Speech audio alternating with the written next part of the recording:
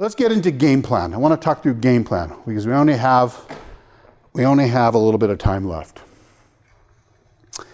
You have to be, whether you're looking for a job or you're building a company, you have to be CEO of your brand. You're a brand, whether you know it or not. And you have to own that, okay? And so you have to look at yourself just like if you're looking for a job and you're looking for a full-time job, you still have to act like you're running a company, okay? And you have to go through all the same things. Or if you're building a company or you're thinking about that, you have to do that as well. You have to produce an income-producing customer acquisition system, even if you're looking for a job, because your acquisition system is going to be to set up meetings. What's interesting, if you're looking for a job, you set up meetings, okay? Now, when a job's not posted, it's not open yet, we call them meetings, not interviews. Because if we call them interviews, a lot of these people can't meet with you because only certain people are allowed to have interviews. But anybody can have a meeting. And when we're in business looking for clients, a lot of times we have meetings with people that didn't even know they were going to buy from you. So it's the same thing. It's income producing, it produces a result. This is not networking, just meeting with people for the sake, I mean, all these people looking for jobs and people that are in business are networking and everybody wants to have a cup of coffee. And I get all these LinkedIn invites all the time. Hey, let's have a cup of coffee. I was like, what are all you people doing, having cups of coffee? I mean, when do you work? You know, it's crazy. And there's all this, you know, oh, do you have your 30-second elevator pitch? And all this nonsense. It's not what real people, business people do. You know, it's not how it works. But really, there's everybody's meeting and networking, and I'm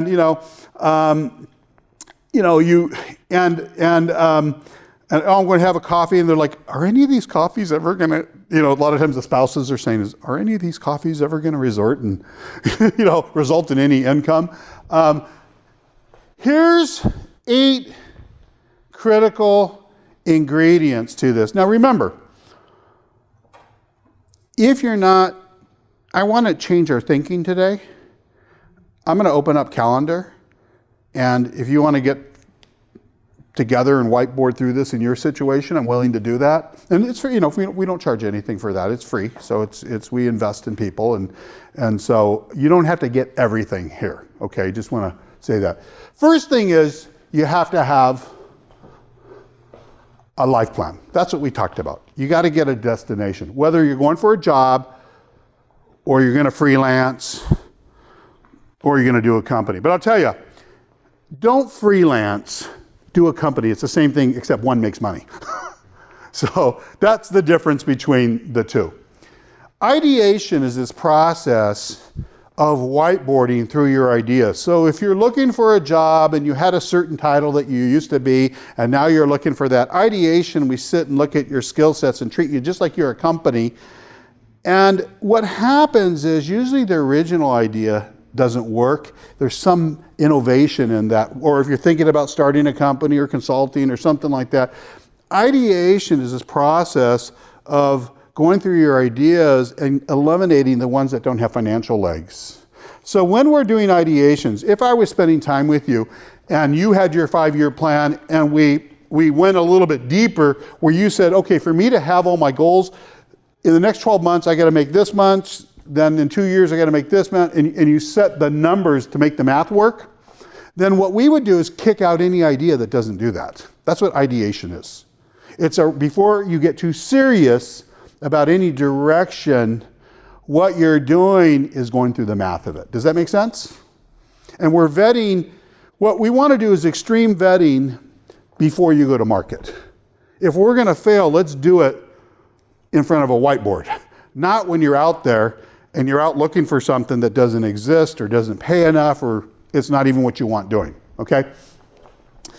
Then there's something called lean business canvas. And it's what modern people use for starting a company. But when somebody's looking for a job, and I have one up, and we'll look at it.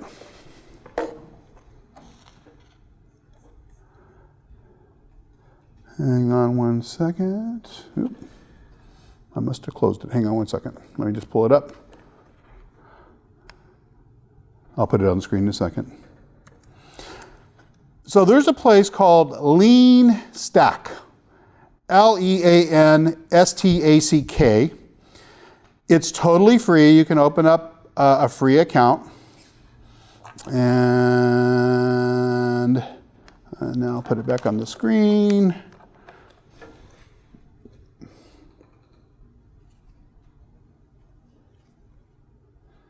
Hello. Okay. And no, here it is.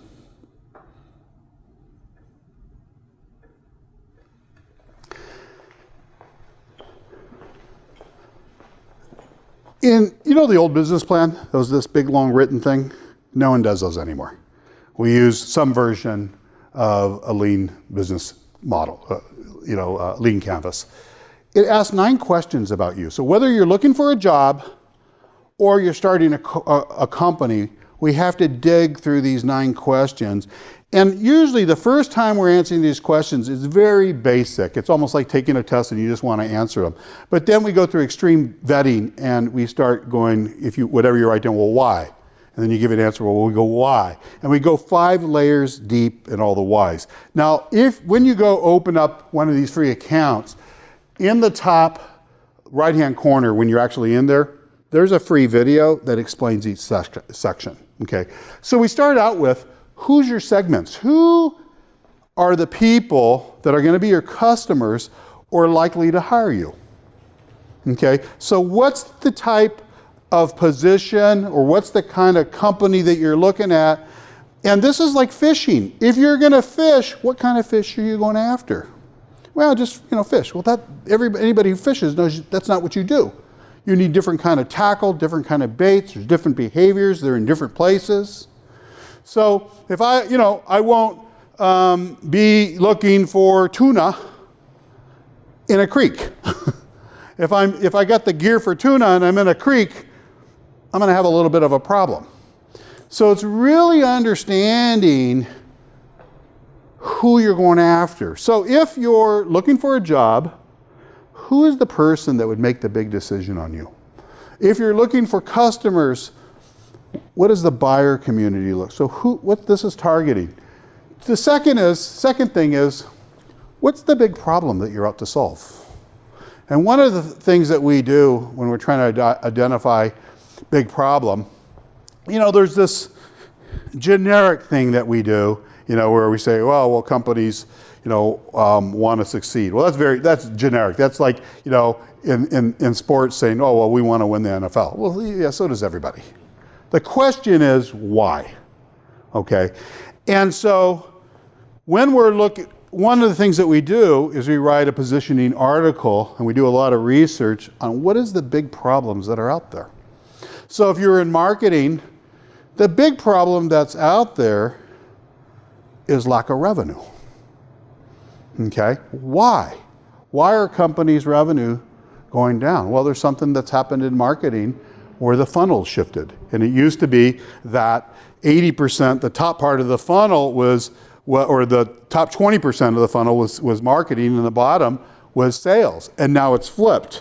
And now because of content, we're influencing people's decision when they don't even know they're looking. And so in the sales funnel, marketing controls 80% and sales only controls 20%. It's shifted. So we're really understanding the deep problem, not the symptom, the underlying problem, okay? Now there's videos for all of this. Where's my revenue streams? Now we're not gonna go through all these because we don't have time, but this is and there's videos for each one. If you're looking for a job, what you'll come to understand is what's your market value. What's your unfair competitive advantage? As in turning around companies, in the turnaround business, we don't even call ourselves turnaround company, because no one wants to admit they need a turnaround. So when somebody would ask us, what do? Well, we produce revenue. That's what we do. Because that's what you want. We produce revenue.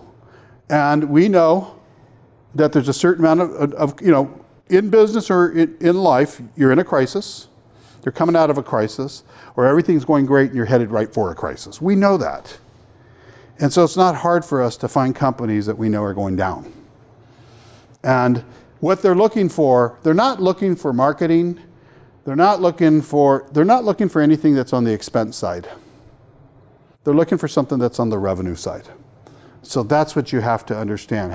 And the more, regardless of what you could do, you can connect yourself to the revenue side, the more value you have to that company. And so this takes some work at getting to, but lean business canvas. Okay, that's all I'm going to do. I want you to go get a free account.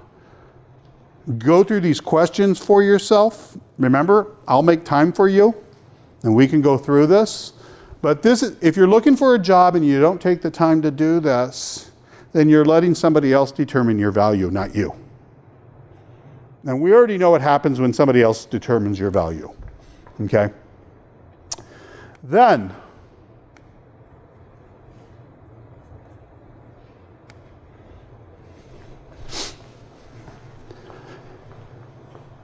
business planning forecast. So you need to understand whether you're working for somebody or creating a business, what do the numbers look like and how do they relate to your 5-year plan? So this is really understanding the math of everything. So whether you're going to go get a job or you're going to start a company or whatever it is that you're going to do, how do the numbers work? And how do we connect the dots between those numbers and this plan here? Okay, that's what's happening. So when we're making forecasts, one of the things that doing the pro formas and the spreadsheets tell us is that our ideas won't pan out. There's a lot of people that, if they had done the math never added up. There's people that are freelancers that say, they would have to do more work than they're even capable of doing. They'd be miserable if they're doing. The numbers never added up. At the price you're doing things, it doesn't work. See, this is what the math teaches us. Then, what is your value proposition to the people that are interested in you? And, if I was hiring a content guy, or I don't want to just, put you in a box, but, if that's one of the things that you're really good at, it's very important these days. To me, we'd hire you so that we could get more leads that we can convert. It would be a revenue thing. Someone that's really good, it's about revenue, right? And because you can create content, tell a story, do different things that influence people and shape their opinions. Even before, and there's all kinds of things that we can do in the digital marketplace that we can shape people's opinions and they don't even know their opinions are getting shaped. But it's about, if you're in business to make money and have profitability. Of course you want to do something that you like and have purpose, but you're in business to make money. Even if you're a not-for-profit, you're in business to make money. You're a not-for-profit so you don't have to pay the taxes. It's not because you weren't trying to be profitable. That's silly. Then you have to understand what are the buyer personas. So what this is, write this down. If you Google buyer persona HubSpot, you'll get a template, a download, a free ebook, buyer persona HubSpot. HubSpot.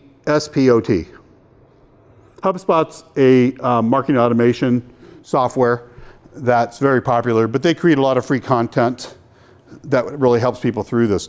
This is understanding the behavior, and it's kind of like we build a stereotype out of the person that we're trying to market to. And so just like salmon have their own personality, and tuna have their own personality, and sharks have their own personality, the person that's going to make the decision, the buyer community, whether you're looking for a job or you're looking for a customer, we have to know how they act and think and what's important to them. So I want to go back to Bernie Sanders for a second. When he was looking at, remember, he was an outsider, right? And so was Trump. He was an outsider. They weren't part of the mainstream. So they had to find groups of people that no one else owned. And then they had to go figure out what's important to these people, because they were the only ones that were left. A lot of people didn't care about the millennials because they don't vote. That was the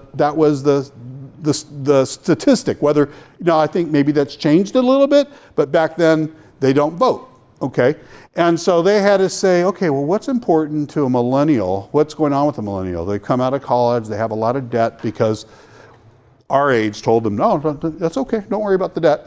You'll get this great job, right? That's what we got told, so now we're repeating it. Only things have changed and it's no longer true. And plus, what no one told them, that all the unit colleges are tripling the prices even though we're not changing anything. And we're just making this free money available for your loans. Easy access. Federal funds. Oh, you don't pay your bills? Oh, we'll give you more. I mean, in education, that's the system. So they found out what the fish wanted, and then their branding was all around that. See, you have to, whoever's going to hire you as an employee, as a freelancer, as a company, you have to see it from their side. What are they like? What are they after? And then you have to be that. Does that make sense? So, most of my life, I've sold to CEOs. So I know how they think. I know what's important to them. I could be in a whole room with a bunch of people, and I'll take that whole room and I'll create a conversation. I'll talk in a language that nobody else in the room even knows what we're talking about, that the CEO loves, and that's a financial language. Unless a CFO's there, that's how I isolate everybody. I know how they think. And that CEO will be thinking, oh, I like this guy. He's the only one that's talking about what's important to me, revenue and profitability. See, it's important to know this because you're selling yourself and whatever you represent, and you have to know what's important to the people that are buying. Does that make sense? So then you have to create a brand, and then you have to have a way to market that brand and get that message out. And there's a lot to that. But whether you're looking for, if I was looking to get hired at a company that's, 5 years into a startup that's very popular, very young, very, and I showed up in my best interviewing thing and I got a suit and a tie on, I'm a fish out of, it's like they would say, oh, he's got his visitor's ribbon on, and it's like, well, we grew up, no, we don't dress like that anymore. What you're telling us is that you don't respect our culture. This is why this is so important, is to understand what people want. See, a lot of companies pride themselves on having this, relationship and consultative thing with the buyer. It doesn't exist anymore. It's changed. What's your relationship with Amazon? Your relationship, do you care if you ever meet someone from Amazon? No. The brand is, I can find whatever I want. There's a lot of options on price, and there's a lot of options on delivery. If I want this book and I want to read it this afternoon, on a lot of books I could get it. That's what's important to me. Will I pay more for that? Yeah. I could go get my groceries and get them shipped this afternoon. Okay? So I don't care, I don't really need to meet anybody at Amazon. Okay? When I'm buying the car, same thing. I don't really want to meet a car salesman, do you? No. But try telling that to the car salesman. It's changed. And you have to understand this in business. What's changed in business is that you could do a $200,000 deal and they don't want to meet you. They don't want to go play golf with you. Because the buyer journey has changed. So the thing you want to do in an interview, they don't want to do in an interview. And so you have to understand what they want to do in an interview. Okay? This is branding and marketing, and this is all around having this customer acquisition funnel. This takes work. When you're looking for a job, you have to go through this. Especially, if you're hot and you go out and they're just zapping you up, then you don't have to go through all this. But you wouldn't be here either. Okay, this takes work, but if you do it, then you're no longer in that big herd of everybody else, whether you're trying to get business or you're trying to get a job. I want to go through a LinkedIn strategy. The first thing is you target your segments. So whether you're looking for customers or you're looking for a job, they're on LinkedIn. So let's say I was looking for CEOs. Okay, I could do a search for CEOs in Los Angeles or Orange County or wherever area. And then I could pick a certain order and I could go in there and it'll filter and it'll give me like 8,000 CEOs if I have put a couple parameters in there. Okay, so I have to understand who are the people I want to reach. So if you're looking for, you're on the creative side of things, and it's going to be like a VP of marketing, or there's several different titles, and you're going to go look for those and get a list. That's the first thing. Understand who your target audience are, target your segments. Second thing is you connect with them. You know how easy it is to connect? You click the plus sign. Well, you need to write an introduction, and no, you don't. That's you don't. I don't, when people connect with me, I don't want to read their stuff. I don't want to have to answer back. I just look at them. If they don't look like, Freddie the molester, you're in. I mean, you look and it's like, hey, I like to have, I don't need just all I want everybody in there. I want, if they look normal, let's connect. If they don't look so normal, if they got this weird picture or no picture, or, they have their marriage picture on there, and so connect. And there's tricks to that too. There's tricks to connecting. There's, what you can do on your phone is a little different than you can do on a desktop. You can do more with your phone, and there's tricks to LinkedIn. Now, I'm not the LinkedIn expert. They're out there. You can Google any of this. It's easy to do.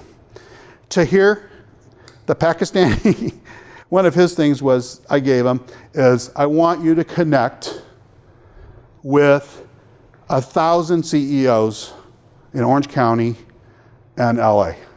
Okay, and because his faith and the story behind that, we wrote a story, got it.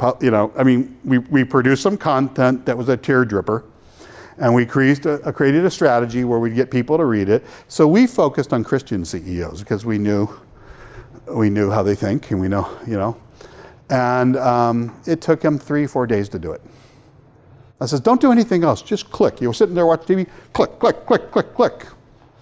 Don't be so picky, click. We do the filters and then click. If I gave you $1 million to get it done, you'd get it done. When somebody says, 3 weeks into this, I got 186, I'm reading through everyone. What are you doing? We don't do that when we're buying lists and segments and, you understand your segments and you go get it. Then, you create activist content. One of the things we do is we write articles and we write things that are of interest in our target audience, and we write about their problems and we make them epidemic. We put it right in their backyard. And I'll give you an example. We're working with a not-for-profit that creates. They recognize that if you're in foster care and when you age out, that 80% end up homeless. It's a devastating number. It's a huge number. Because when they come out, and there's a lot of homeless, there's a lot of, when you get around lower income, it's through the roof. It's through the roof. Because think about this, in certain areas, single parents is through the roof, and guess where the person that's missing is most likely? In poorer areas. What hotel are they in? Prison. Remember, everybody in prison has a family someplace. Okay. So if you come from that environment and you end up in the foster care system, and at a certain age they boot you out, and you haven't had that community, maybe you didn't, it's not all, some foster care is wonderful, but it's not all wonderful. And you end up it's easy, and you might have some issues because of what's happened to you, and they didn't get addressed. It's easy to become homeless. And then they get into a cycle of drugs and all these other things. And so because of that, when these people are creating content, they're saying, you know what we spend on homeless people per person? I mean, think about different areas where there's homeless, and what if we were to nip it in the bud before it even started, and instead of spending money over here, we're spending a little money over here and fixing some of the problems? Because I think the number, if I'm remembering, it's like $35,000 a year that we spend on homeless people. And so what if we spent $5,000 earlier on and went to the problem? Okay, they create a lot of content talking about this big problem. They put it right in your backyard. So think about this: in Orange County, you live in Orange County, and remember the riverbed, and they had all the homeless people. I don't know if they're still. I think they're kicking them out. I don't know where they went. But if you live in a $2-3 million home, you don't want Charlie's tent behind your house. So now it's in your backyard, and so all of a sudden, maybe you're somebody that would donate to the cause because it's right in your backyard. And so you become an activist. So if you're creating content, you're an advocate, you're an activist. You have stories to tell about what happens if you don't have great content, or if you don't have great this, or you don't have great that, okay? You have to become an activist. And then we create systems. Once you connect with somebody on LinkedIn, now you have access to their email. So, it's interesting. Sometimes I look at somebody, I'll read a story about somebody, and let's say I did this a couple weeks ago. There was a lady, I saw a house for sale in Newport Beach that was like $75 million. And I thought, I wonder who lives in this house. And so I Googled the address, and I found a lady that lives there. And then I found out her family owns all these big businesses and all this big industry. And so then I'm doing this like in 5 minutes, bored watching TV. And then I looked her up on LinkedIn, and boop, there she is. Now there's LinkedIn people, and then there's people that aren't LinkedIn. And I thought, I wonder if I should connect with her. She probably won't want to connect with me. But people, I hit the button. 15 minutes later, bing, we're connected. Now, if I showed up at one of her companies, and I knocked, I go to the receptionist, hey, I'd like to connect with, the CEO that owns this company and 15 other big companies, I'd be going out with like this, right? They wouldn't want nothing. But on LinkedIn, there's nothing between me and that person. That's how Tahir connected with all these CEOs. We had CEOs that were touched by his creative content that we wrote for him about his story and put it out here. We had people crying reading this, and they drove here. Who would drive here from Orange County all the way to Gardena because they read a story? This is power of content. This is the power of marketing. This is the power of understanding who you're trying to reach. And they come pick them up for lunch, and then they drive them back to their companies to interview with their HR departments. Because this guy in the story was, it was very interesting. He tells a story, there was a link to a story, and he asked them, he says, we just connected recently on LinkedIn. He asked them for 2 things. Now, these are Christian CEOs. He says, I'm trying to get a job so I could have a car and I could have a place to live and support my family. And it was a little bit more to that. But he's not looking for a handout. He wants a job. So what he asked these Christian CEOs, he says, would you stop and just say a prayer for me today? That's all I'm asking. And then number 2, if you know somebody who's hiring, would you consider pointing them in my direction? They love that. Now, we knew this when we wrote the content. I said, we're going to write something that's going to produce some tears. Because what they're tired of people is looking for the handout. And this guy isn't looking, he just said, can't you stop? These are Christian CEOs. Do a 5-minute prayer for me, a 2-minute prayer, 30-second prayer, and then do something. Well, these are powerful people. They went, I can do more than that. This is the kind of person I want to hire at my company. And so today he's working at a company called Medtronics. And that turns out, he's a physician anesthesiologist, but over here he's nobody because he can't practice. It would take him 8 more years to go get, But it was like, well, wouldn't they love to have a doctor working in some of their... So that's where he is. This is the power of this.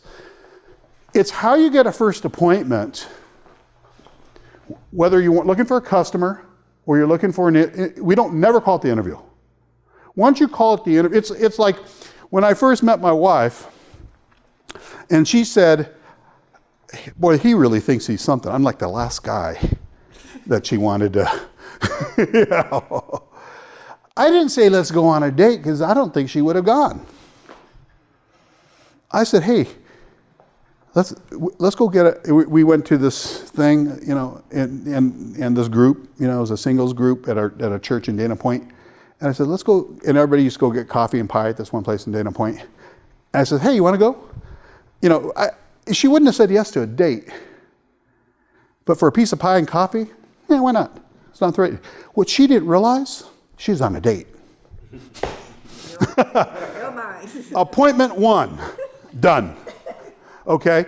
And same thing, it's better when you're in a meeting and it's not an interview and it's just a meeting, it's better.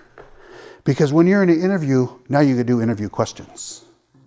If we were on a date, she probably would have been asking me, well, what's your income? Well, I don't know. But she'd be qualifying. We were just having some pie. Who doesn't like pie? No one these days, but but back then it was popular. And then we meet again, but this time in the first meeting we understand the needs. In the second meeting we're pursuing an idea, and then there's the proposal. Whether it's a customer or they have a need and it's a position in their company. In the recruiting world, we can take a person that we know is hot, that they have good skills, and we can pitch them to companies who have needs that create a position. That's how it works. This is how you work smart with LinkedIn. It's how you get customers. We don't wait till an RFP goes out and now you're competing, a request for a proposal for everybody in the world. I don't want to be there. We want to find out where they are, and we know how they think, and we're the answer to their problem. Okay? When I'm in the meetings, and I don't do this anymore because I started Cana, but when we were for 16 years as turn your own companies, I didn't go sell. I never did that. What I did is what they liked about me is I like revenue. I like to talk about revenue. I like to talk about strategy. They're like, this guy loves this stuff. And I used to say, we had common interest. And I used to say, if I was looking for a job, you would hire me. I know you would, as long as we can get along.